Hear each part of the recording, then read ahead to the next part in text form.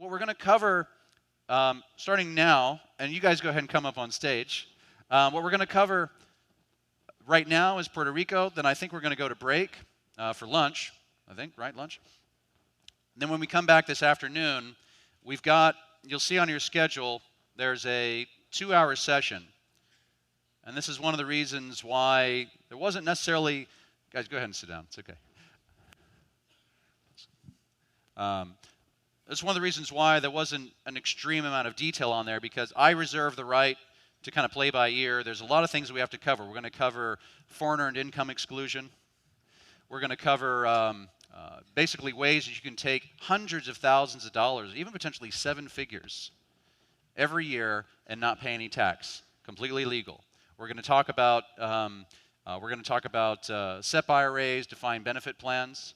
We're going to talk about tax deferral and using some of these foreign structures to achieve that. We're going to talk about asset protection. I don't have an exact fixed schedule where it's going to be 20 minutes here and 30 minutes there. Again, I reserve the right to kind of read the audience and go with the flow based on what, if everybody's getting it and everybody gets the point, we'll probably move on. If we need to spend more time on it, we'll spend more time on it. But that's kind of the reason why. I want to go ahead and introduce our esteemed panel. I don't even know where to start with you, man. This is Sam Wilanick. Sam is an internet sensation, first of all. You guys remember when they first came out with those ridiculous body scanners, and everybody kind of stood in line like sheep and did the I surrender pose while the government agents scan you and then cup your genitals and all that good stuff. Well, Sam was one of the first guys to say, "Nah, I'm not going to do that," and was one of the first guys to go out. If not the first guy, to go out and there's all these videos of him showing up to the airport in his underwear. I'm saying, I've been getting a lot of mileage out of that. Yeah. Showing up to the airport in his underwear because he thought it was bullshit, which it is. It is. It's ridiculous. It's a charade. It's a charade. It's so refreshing to be in other countries where they just don't care. They know it's an absurd charade. Sam knew it was, and he said, "No, I'm not going to play that game." And so he used the system against itself. He learned all the rules and all the laws and all the TSA regulations and turned it right around and said, "Well, your regulation says you can't do this, you got to do this, this, this." And he showed up in his underwear. What are you going to do? You can't do anything. He got arrested a number of times, put himself on the line. It's really gratifying to hear you all applaud, because the first time I got arrested for doing this, people were applauding because I was being taken away in handcuffs.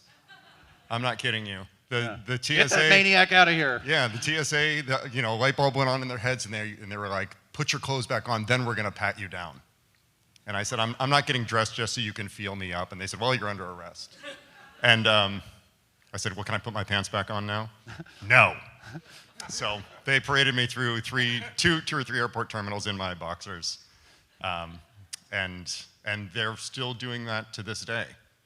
But there are ways around the state, and this conference is an amalgamation of those ideas. And what you're going to hear about now about the Puerto Rico options is another way to help achieve more personal freedom. So, in addition to being a friend, Sam was also one of our previous instructors at the entrepreneurship camp. So Sam's come out there and taught some young entrepreneurs about what he's done about entrepreneurship and freedom. And most recently, he's moved to Puerto Rico. And Sam is a do-it-yourself guy. Sam even built his own house. That's what kind of do-it-yourself sort of guy he is. Well, it's really just that I'm a cheapskate. Seriously, I built my house because during the housing boom in San Diego, where I'm from, contractors are like, "We can build that, it's $300 a foot." And I'm like, the whole point of real estate is there's nothing in that space. So what cost me $300? And I ended up buying a bunch of books and just doing it myself, and that's a whole other thing. And Sam also established the residency in Puerto Rico under the Individual Investor Act, the tax incentive we're going to talk about. He did that himself. It took you 2 weeks, he said. Yeah, not even that. It was a 4-page application, and the biggest hurdle that I thought that I had was they asked, "Have you ever been arrested, regardless of the outcome, regardless of the intent?" So But you have video evidence on YouTube at least of your righteousness. So. Right. So I actually did write all this out because I never did anything illegal. I just did things that they don't like. So I had to write out this whole thing. That's really what took the most amount of time, was to say I was arrested on this date for this. I used to be a gun rights activist too. So. But you still got approved. And I still got approved. So, you know, it's like, who was it? Groucho Marx. He wouldn't want to be a member of a club. Of a club that they'd give me membership in. Yeah. You all should be a shoe-in. If they'll let me in. Over here we have Fernando Goico, who is an absolutely fabulous attorney and has the very unique skill, based in San Juan, has very unique skill of not only knowing all the Puerto Rican tax code inside out, but can also speak very intelligently on U.S. tax matters as well. And this is something that you never find in offshore legal advisors. You know, if you go down to any of these sort of usual suspect jurisdictions, they know everything about their own jurisdiction, but it's extremely unusual that they know really anything at all about your home country, particularly if it's the U.S., because, oh, that's the IRS, I don't know anything about it. And he could talk to you all day long. We were just having a little powwow earlier. These guys were so cute. They were finishing each other's sentences. Oh, that's section 367. And it was like, I have to leave. And of course, the man who needs absolutely no introduction, my very good friend, my personal attorney, the attorney to probably many people in this room, so pleased he could be here, obviously, Rob Walmer, and who's probably the most popular guy here, which is why we left him incognito with no name badge this time around. Last time in Chile, Rob had people following to the urinal, asking tax advice and so forth, standing in the bathroom, which is probably not the most appropriate place to have a conversation of that nature. So I want to start with, I'm going to stand next to my attorney here and walk through thank you. We're going to walk through how it works in Puerto Rico, okay? The big picture idea is that, first of all, this applies, Puerto Rico is a great option. A lot of people think, oh, it's just for Americans. No, it's not. It's totally not. I don't care where you're from. If you're from Bangladesh, you should consider this. I'm going to start just by kind of talking about the benefit for Americans, and then we'll get into the overall benefit for everybody. But the idea essentially is that you can qualify to be a Puerto Rican tax resident. Now, if you're an American, if you're a tax resident of any other country in the world, they don't really care, and they're still going to tax you. And there are ways through the foreign earned income exclusion and so forth we'll talk about to reduce the amount that you have to pay, to eliminate a lot of your taxes, or at least reduce your taxes. Puerto Rico is very unique. There are only a couple of other places in the world, and most of them are far-flung islands like Palau and things like that, that if you are a tax resident of Puerto Rico, and you follow certain rules, then the IRS says, okay, you don't have to file federal income tax. You don't have to pay federal income tax anymore, U.S. federal income tax, because now you are subject exclusively to taxes in Puerto Rico.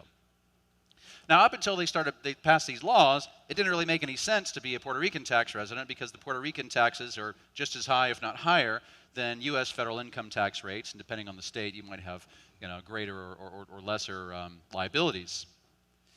But now they have these great incentives, so you can be a Puerto Rican tax resident and not actually have to pay any tax in Puerto Rico. So what we're talking about, tax elimination, that first bullet on the other slide. Eliminating your taxes and doing so completely legally. So how do you do it? Well, the first thing you have to do is qualify for under the Internal Revenue Code. The IRS has to say, okay, you are a Puerto Rican tax resident, and we agree. And there's a couple of steps. One is, there's three tests. The first test is the bona fide residency test. And there's several ways to meet the bona fide residency test. You can see these here. The first one is you have to spend at least 183 days in Puerto Rico. These are not and, these are or. You can do this one, or this one, or this one, or this one, or this one. You don't have to meet all of them. You only have to meet one of them. And if you meet one of them, then the IRS says you pass this test in terms of telling the IRS that, yes, I'm a Puerto Rican tax resident and hence not subject to U.S. tax. So the first is spending at least 183 days in Puerto Rico, or if you spend at least 549 days, that's 183 times 3, 549 days in a 3-year period, with at least 60 days per year in Puerto Rico. So that means if you can only spend 60 days this year, then you really need to spend a lot of time next year in order to make it. You have to spend or less than 90 days each year in the U.S., or your earned income in the U.S. was less than $3,000. This would be income that you earn, not investment income. Earned income is not investment income. We're talking about labor, a job that you have, something like that, even contract work. If it's less than $3,000 and you were in Puerto Rico more than in the U.S., and the last one is having, and this was kind of qualitative, no significant connection to the United States. They look at the totality of circumstances in these things. Weird stuff, like where are you registered to vote, if anybody still thinks that voting matters? Where is your driver's license? Do you have a home in the U.S. that's not rented? Do you have a vacant home? Where's your family? Where's your stuff? These sorts of things they want to look at to see if you have a significant connection. If you have a home in your hometown where you were living for years before you moved to Puerto Rico and all your stuff is still in there and it's not rented out, or your cousin's living there and you still have your country club membership or all that kind of stuff, they're going to, you have a significant connection to the U.S. and you won't qualify under that. But again, all those other bullets, those are all different options to establish bona fide residency. The other requirement, so you have to meet all three of these. So the first one is make sure you have bona fide residency through any of those options. And we're going to send these slides out, so don't worry about it. Second is you have to make sure you don't have a tax home outside of Puerto Rico. This is also a little bit qualitative. A tax home outside of Puerto Rico might be where your office is. Okay, so if you have a business that's based in Ecuador, or the United States for sure, or London, or wherever else, then you might be considered to have a tax home because you've got this business there and you have an office there and that sort of thing, particularly if you have established residency, legal, official residency somewhere else. They might consider that you have a tax home in that location as well. So that might work against you in the case of Puerto Rico. So you want to make sure you don't have a tax home outside of Puerto Rico. Be a legitimate resident of Puerto Rico. And the last one is they have this closer connection test. The closer connection test, again, is sort of the similar what we talked about in the last slide. Where's your family? Where's your stuff? Do you have an unrented home? Where's your driver's license? Where's your doctor? Where are your medical records and all those weird little things that we often don't really think about. So you want to meet all three of these. You want to make sure you meet the bona fide residency, which is really quite easy. There are a lot of ways to do that. Where's your tax home? Make sure your tax home is in Puerto Rico. Make sure you have a closer connection to Puerto Rico than you do to the United States. And if you meet all of those, then, of course, you have to file a form. It's called the 8898. And the 8898 lets the U.S. government know, lets the IRS know that you are now an official resident of Puerto Rico, that you've moved to Puerto Rico and you're jumping up and down, waving your hand, saying, I moved to Puerto Rico, guys. So I'm not paying you federal income tax anymore. Naturally, there's a massive penalty if you fail to file the 8898. You can't do anything in the land of the free without them threatening you with fines and imprisonment. If you don't file this form, they threaten you with fines and imprisonment. In fact, there's a little thing, you can look it up and see for yourself in the instructions, and it'll say, if you don't file this form, you're subject to this fine, that fine, in addition to any potential criminal penalties. And Rob pointed this out earlier. He said, now the U.S., they're all best buddies with, Iran, but they threaten American citizens with criminal penalties for failing to file a form. It's absurd. You can't apply for a passport without being threatened with criminal penalties and imprisonment. It's insane. You can't even go to the airport in your underwear. What's up with that? Crazy. So the deal is, you do all that, you meet those three tests, you file the 8898, and at that point now, presuming that now your income has to be from Puerto Rican sources, and we'll kind of talk about what that means, but presuming that's the case, you are, henceforth, in most cases, not required to file a U.S. tax return anymore or pay U.S. federal income tax. There are certain exceptions like self-employment income, where you might have to file for self-employment taxes, but it's very easy to structure yourself if you are self-employed. You would just talk to Fernando and get a business set up, and you would really kind of cease to be self-employed at that point. So there's not really any reason, if you're properly planned and structured, there's not really any reason why that would apply to you, but it is an exception. There are some exceptions. This is not intended to be comprehensive tax advice, so I should have said that in the beginning. Yeah. But that's essentially the prime benefit here. So that's how you qualify for the IRS benefit. So if you do those things, then the IRS says, okay, got it, you're a Puerto Rican resident, we're no longer expecting to hear from you every single year. Then, once you qualify for the IRS benefit, the next thing you need to do is make sure you qualify for the Puerto Rican benefit, right? Because if you don't qualify for the Puerto Rican benefit, if you don't do what Sam did and apply and get that, or you don't go through Fernando and set up the company and all those things, then you're just going to be subject to normal, ordinary Puerto Rican income tax rates. And what's the point, right? So you have to apply and get the Puerto Rican tax benefit. Now, under the Individual Investor Act, the incentive that Sam went through, it says that all these tax incentives are for individuals that are domiciled in Puerto Rico. Now, this is ordinarily defined in Puerto Rican law. I actually pulled the law in the Código de Rentas Internas. This is a certain code inside of this, and it says that, you need to spend 183 days and so on and so forth. But this is where things get very interesting, because it wasn't really clearly defined in the law, in Law 22, in Law 20 and so forth, what domiciled really meant. And so Fernando went to the government and said, hey guys, nobody really knows what this means. You don't really tell anybody. And they said, yeah, we'll issue the regulation. And then they didn't issue the regulation. So there's not really a whole lot of detail until they finally kind of closed the case on it and said, I'll tell you what, if you qualify under the Internal Revenue Code and you qualify in Puerto Rico. Now if you go back, if I can go back, you can see there's a lot of ways to qualify under the Internal Revenue Code. So if you meet these tests, then you qualify as being domiciled in Puerto Rico as well, which makes it extremely convenient. Yeah, and I mean, that way you have the highest degree of certainty that you can meet the requirements, because Puerto Rico law provided that there was a presumption that if you were in Puerto Rico 183 days, you were presumed to be a resident, but that then the Secretary of the Treasury would promulgate regulations exactly stating which were the requirements for residency, but those regulations were never promulgated. So, I mean, Puerto Rico wanted people to uproot themselves from their communities to come to Puerto Rico with this big question mark as to which were the requirements. So we came up with this idea, the same requirements that are required under the US Code, where there is a detailed regulation telling you what you need to do, even though some of them are somewhat subjective, but that the rules are there.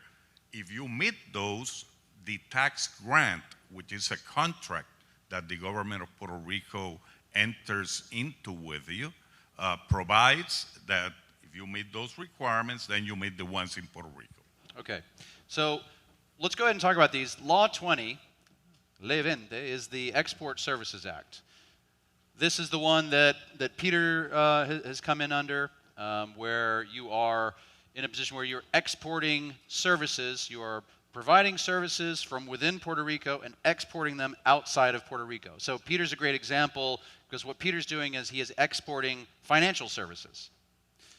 Originally, when they wrote this law, they were targeting primarily hedge funds, right? Yeah. Right. So, but a lot of other people have kind of come in under this. Give us some examples of kind of what qualifies as services that are exported. Well, for example, I have two law firms, professional services from Puerto Rico to non-residents of Puerto Rico, and you don't need to meet the licensing requirements imposed under Puerto Rico law, since you're not providing those services to Puerto Rico residents. So an attorney could relocate a firm, or an accountant, or an accountant, professional services. Correct. A Could relocate to radiologist. Puerto Rico. a radiologist looking at people's in MRIs his yacht in the Caribbean, reading the MRIs and reading everything else that they read. They generate income from Puerto Rico sources because the services are rendered in Puerto Rico, and then they pay 4% income tax. Right, and that's the point. The point is the 4%. It's 4% tax. Okay, so on a company level, on the corporate tax level, it's 4%. And so in terms of what kind of company applies, if you're manufacturing remote-controlled slide clickers, that's not a service. That's a product. Right. Yeah. But if you have, again, even professional, and this is amazing. I didn't even know that. I learned something. I didn't even realize. Yeah, even as a professional, as somebody who's providing accounting tax services to people, you don't even have to be licensed in Puerto Rico because you're not dealing with Puerto Ricans. You're dealing with people outside of Puerto Rico. Management, technical, advisory, any of these sorts of things, consulting. Internet services. Right, that's another big one. Internet-based businesses is a really big one. Really, really big one. I think applies very, very well to Puerto Rico. And go ahead. Any type of consulting. Right. I mean, that one is very simple. I mean, you're a consultant in the U.S. All of your clients are non-residents of Puerto Rico. So suddenly you transfer your operation to Puerto Rico. You're providing eligible services to non-residents of Puerto Rico, which is what Puerto Rico law provides. And if it is the type of service that you can render exclusively or almost exclusively from Puerto Rico, then you pay 4% and you don't pay U.S. federal income tax. Right. So your company is paying 4% tax to the Puerto Rican government, and it is not subject to U.S. federal income tax. So the only tax that's paid is the 4% corporate tax. So this covers a lot of ground, a lot of different types of companies. Again, if you're manufacturing products, then that doesn't necessarily qualify, although I would imagine that you could set up a sales company that's providing sales services from Puerto Rico, so you're exporting sales services, and so your sales company can be based in Puerto Rico, receiving commissions from the overseas manufacturer. So you put the manufacturing overseas, you put the sales, the service end of it, or maybe the customer service end of it, the fulfillment, those sorts of things you can base in Puerto Rico. So even no matter what kind of business, there's a lot of things you can do to provide services, and that happens in Puerto Rico. And if it happens in Puerto Rico, then the Puerto Rican-based company pays 4% tax. There is an important element that you should be aware. If you are the owner of the company, if you are the equity holder, but you're also providing services to the company, then you also need to have a salary. You cannot take everything at the 4% rate. The salary is fully taxable in Puerto Rico. At normal income tax rates. It needs to be a reasonable salary. You can't pay yourself $1. Correct. Unless correct. Okay. It has to be reasonable. It does not need to be as high as it would be under the U.S. tax principles, where you need to have an arm's length or market salary. Because of certain rules under Puerto Rico law that allow you to have a less than market salary. But the bulk of the income, so long as the services are provided from Puerto Rico, because otherwise then the entity has U.S. source income and other issues come into play, you get at the 4% rate. Right. So if you have a business that's making $50,000 a year and you pay yourself a $50,000 salary, you're not left with any income to be taxed at 4%, and you're paying ordinary income tax rates on the $50,000. It doesn't make any sense. But if this is a more successful business or something that you expect to grow in the future, it doesn't have to be some crazy successful business right now, but something that you expect might actually grow substantially in the future, then this makes a lot of sense, and you can do that. One thing that's interesting, and so this, by the way, again, this is available to everybody. Doesn't matter if you're French, or you're British, or you're Australian, or you're Chinese, you can do this. You can do this. And this allows you to essentially pick up and move and set your business up overseas and pay 4%. The interesting thing is, so go ahead. No, just another idea that we have done for several clients. If you're not willing to move, but the type of service that will be conducted in Puerto Rico can be conducted by other persons. Let's say your second in command moves to Puerto Rico. Then you have two options. You can accumulate earnings in the Puerto Rico company, and then when the cow gets very fat, you move, and then you get your dividend distribution. Well, we'll talk about that in a minute. Yeah. We'll talk about that in a minute. Okay. So, but that's a big point, is that one. you don't have to live in Puerto Rico. Your company lives in Puerto Rico. Your company is based in Puerto Rico. Your company is exporting services. You can be in Topeka, Kansas, or Vancouver, British Columbia, or Manchester, or wherever else in the world, and your company lives in Puerto Rico paying 4% tax. You can even provide some level of service to your business while you're not living in Puerto Rico. The company ought to pay some, market-based either salary or contract or something like that. But it is possible. You don't have to live in Puerto Rico. You can stay right where you are and set up your business in Puerto Rico. Your business then exports services overseas.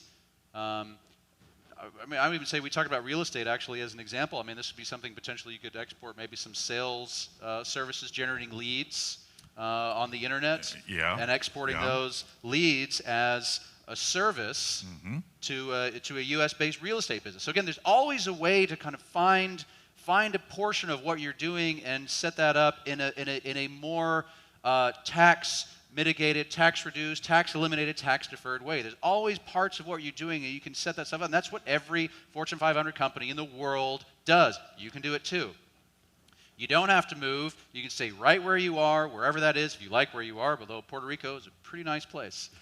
And you can go down there if you want to and suffer on the beach with Sam, or you can stay right where you are and still have your business in Puerto Rico accumulating profits at 4%. Now, your business, you make, just use round numbers, you make $1 million.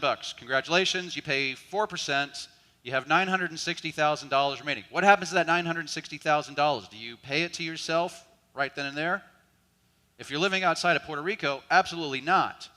Absolutely not. Because if you're still living back home, let's say you're in New York City, your business just paid 4% tax, and now you have $960,000 in profit. Now, if you take that profit and pay it to yourself, right? It goes from your business account to your personal bank account. Now you've just paid yourself a dividend. That dividend then becomes taxable, particularly if you're still living in the United States or wherever you happen to live, then that dividend will become taxable in the U.S. or wherever you live. Interestingly, dividends from the Puerto Rico corporations constitute qualified dividends. What that means is that you don't pay ordinary income tax rates. You pay a maximum of 20%. If you're subject... What's the Obamacare surcharge? If you're subject to the Medicare tax of 3.8, then it's 23.8. But 4% in Puerto Rico plus 23.8 on the remaining 96 of the income, there is a differential of around 11% between the 39.6 that you would pay otherwise in the U.S. So Right. there is still So there's still some benefit. benefit. There's still some benefit. But obviously it makes sense to, instead of paying that income, that dividend to yourself, keep the money in the company. Reinvest it, do certain things with it, but don't pay it to yourself. Now I want to pause and I want to come over and talk to Sam for a minute, because the other part of this on here is Law 22. This is the Individual Investor Act. The Individual Investor Act is what allows individuals, and again, I think they were probably targeting hedge fund guys, and they got Sam Willant. They got the guy who goes naked through the airports instead. Who would have thought that would happen? And so the idea is that you can generate now investment income and essentially be able to do that tax-free in Puerto Rico. So we're talking about capital gains. I mean, if you're a stock trader, if you're a day trader, I mean, you do a lot of this, don't you? Yeah. You can trade the entire world, all the stock markets in the world, through ETFs, for example. And if you invest $100 and it turns into $1 million because you're that brilliant, that or Janet Yellen's printing that much money. Well, yes. And actually, that's an important point that I like to cover. But first of all, that's yours. It's tax exempt. It's tax free. It's yours. You keep it. Not taxable in Puerto Rico. Not taxable in the United States. Right. Additionally, if that's how you make your living, you already know that you're not subject to any Social Security taxes because that's only on ordinary income, on wage income. Not on investment income. Not on investment income. And I recently, and I'm not, this is the attorney. I'm not the attorney. But from what I understand, a federal judge made a ruling that Obamacare does not apply to the territories. So you can dodge any you Obamacare north, taxes. south from the attorneys, so yeah. Yeah? Okay. So. And this reminds me of something that Mr. Rickards was saying yesterday when he was talking about gold possibly being revalued to 7,000 an ounce to 17,000 an ounce. That may very well happen. And if you're in the United States and they decide to, through the Internal Revenue Code, to implement a windfall profits tax, you're screwed. Because all of your foresight and all of your genius in seeing what was going to happen and investing in gold has now been stolen from you by Congress. So, but if you're in Puerto Rico, capital gains tax is 0. You get to keep all that. Another part of the investment income. So capital gains, again, if you're a stock trader, Forex, day trading, options, whatever it is you're doing, that becomes tax-free. Dividends is another interesting one because dividends also is considered investment income. Now, for dividends, it's a little bit different. What we're talking about is dividends from Puerto Rican companies is tax-free. But if you're living in Puerto Rico and you have a company set up in St. Lucia or the Marshall Islands or Hong Kong, and that's paying you dividend income, that would not be tax-free. That would not be tax-free. Right. And just on the capital gains, just one caution: if you have assets or securities which are previously appreciated, and now you move to Puerto Rico, the question is, you bought Apple, back in 1990, and now you think you're going to sell it.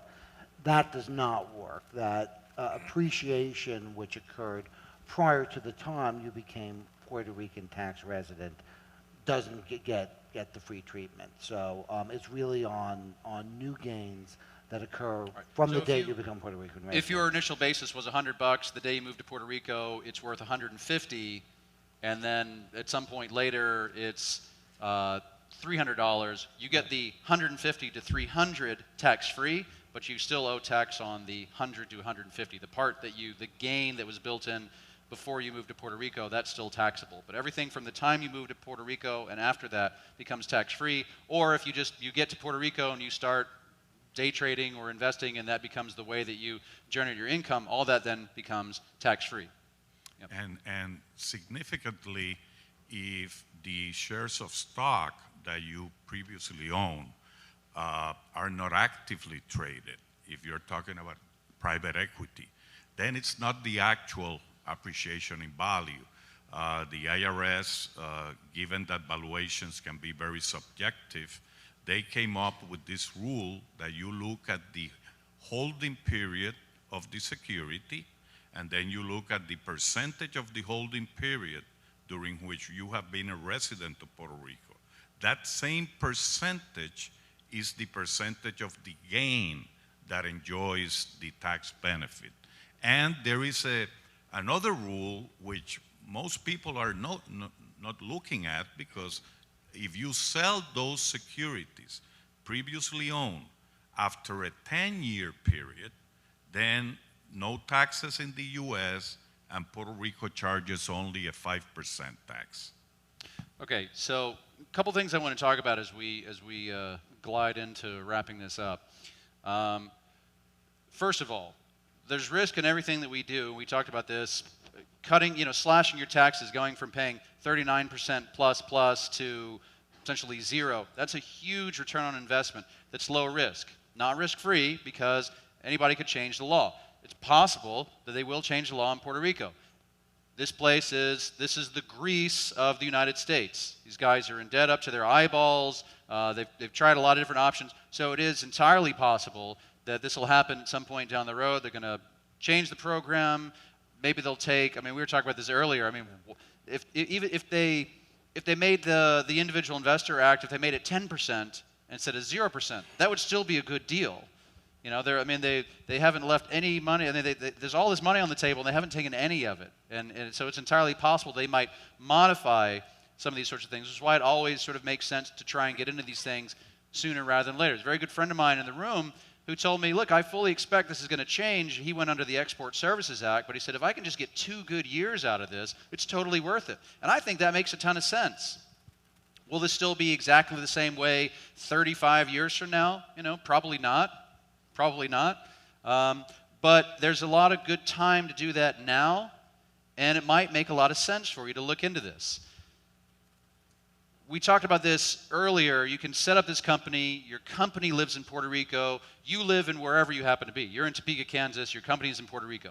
Just use round numbers again. You make $1 million. The company makes $1 million. Pays 4% tax. $40,000 goes to the government of Puerto Rico. $960,000 is your after-tax profit. That stays, and you keep that in the company. Remember, you don't pay it to yourself, because then you're living in Topeka, the money goes to you, and then Barack's going to take that. So you keep it here. You keep it in Puerto Rico. The next year, you make another $1 million. Again, just using round numbers. Add as many zeros as you like.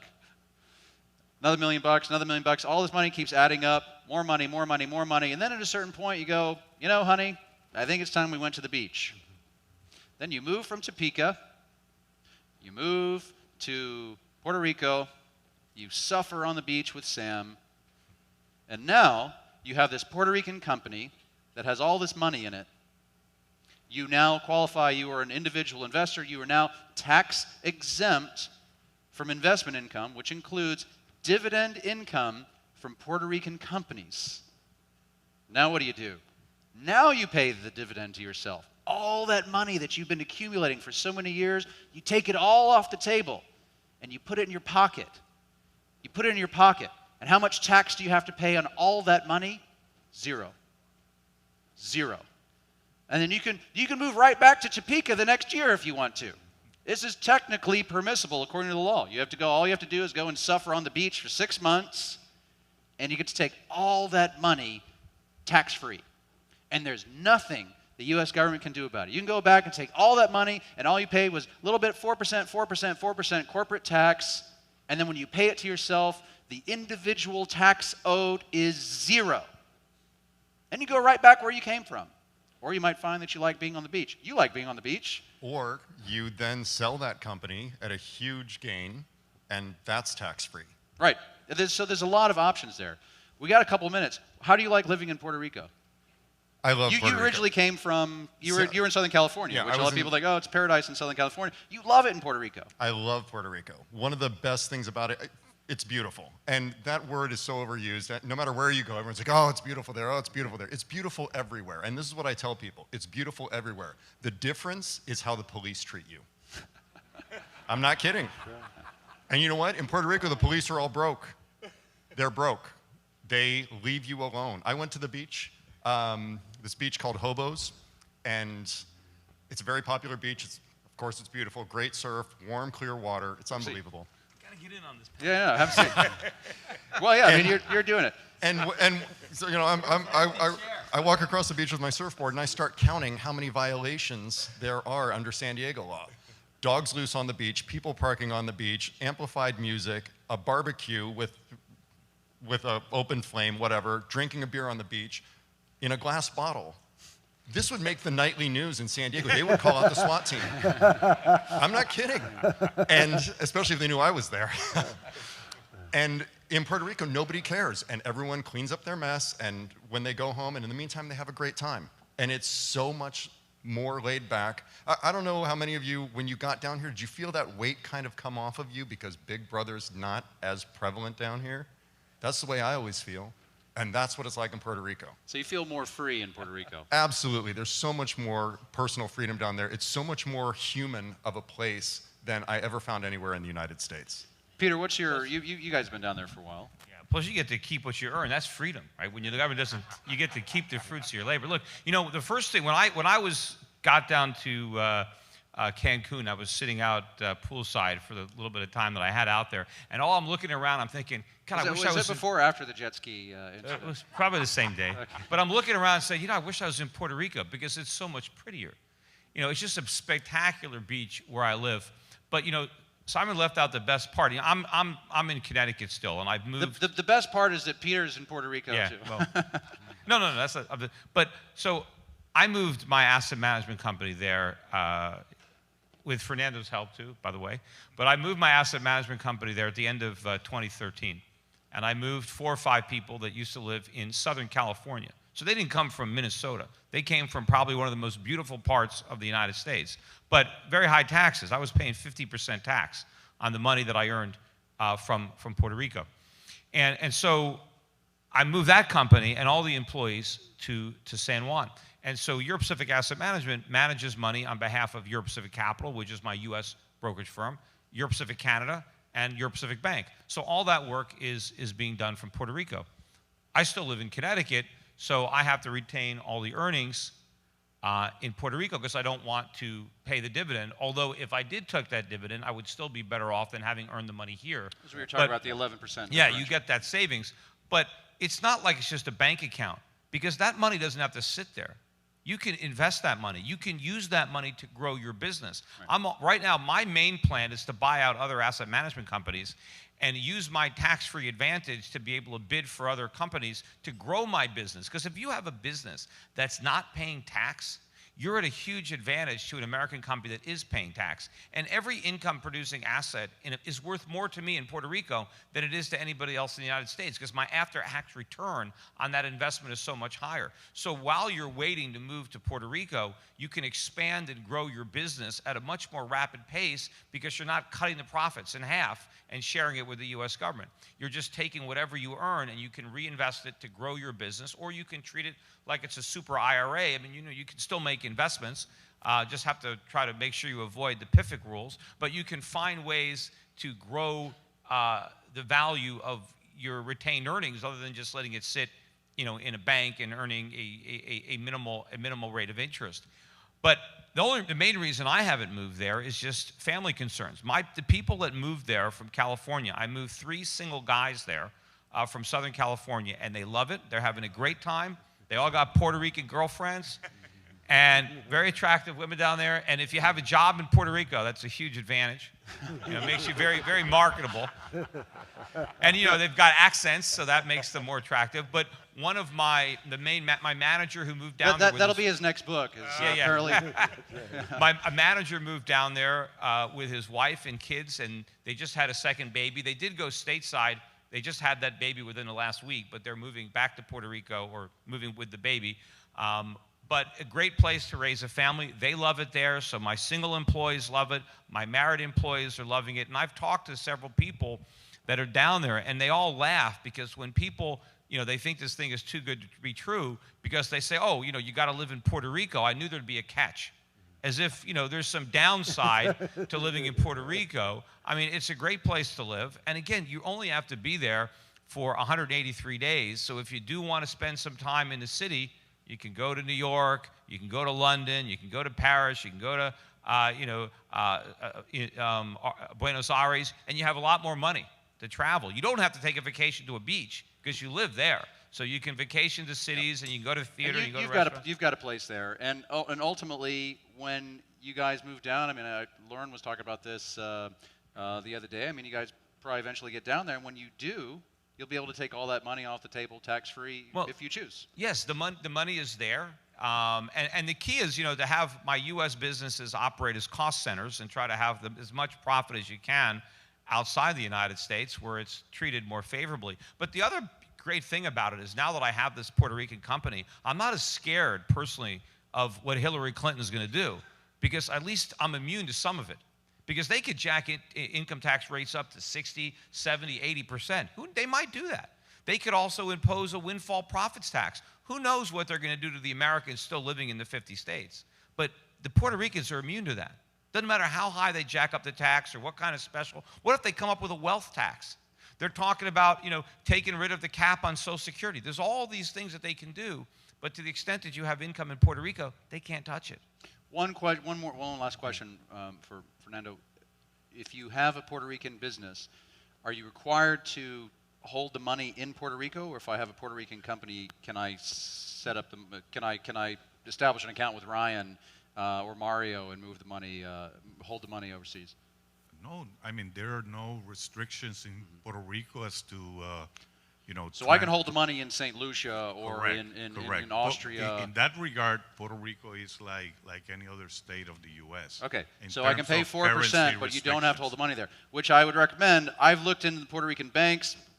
I'm not extraordinarily pleased with the liquidity and the capital levels, so your money isn't necessarily trapped there. You can hold the money in a safer jurisdiction, in a safer bank, and use each jurisdiction for the thing that's best about it.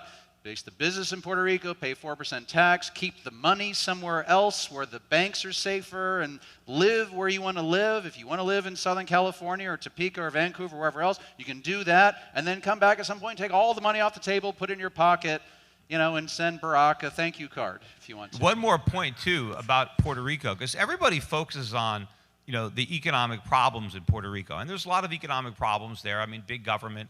But, what Puerto Rico has, this advantage, I think there's a tremendous opportunity for an economic turnaround in Puerto Rico. Because if you can imagine a small, little island where entrepreneurs from all over the United States are going to relocate to get out from under these heavy taxes, and what they can do, definitely growth possibilities to there. transform the island and the culture of the island. Once they get through the rough patches that were created by big government. Remember, everybody wants to talk about all the debt that Puerto Ricans have, and they have a lot of debt, but they actually have less debt per capita than anybody living in the United States, because living in Puerto Rico, they're only responsible for Puerto Rico's debt. They're not responsible for any of the national debt. But when they always compare Puerto Rico to a state, they compare it, there's more debt than California per capita or more debt than Connecticut, but they only look at the state debt. If you look at the federal debt, American citizens have more debt hanging over their head than the Puerto Ricans have. And the Puerto Ricans are going to be able to operate an economy with much lower taxes. What I'm hoping in the future is not that they take away Act 20 and 22, but that they exempt everybody on the island from the income tax, so that the whole place is like a Singapore right in our own backyard, and it's the only place that Americans can go. Because before I moved my company to Puerto Rico, I was thinking about Singapore. I was thinking about Ireland. So I was already going to leave the country. And then when this Puerto Rico situation came up, it was a much better opportunity for me to do that. I think a lot of other people, once they get over it's too good to be true, it can't possibly, a lot more people are going to come there. And we've already seen it in the real estate market, right. What the prices have done since I've been there. And the rents, the office rents have gone up dramatically in the last year and a half because people are moving there.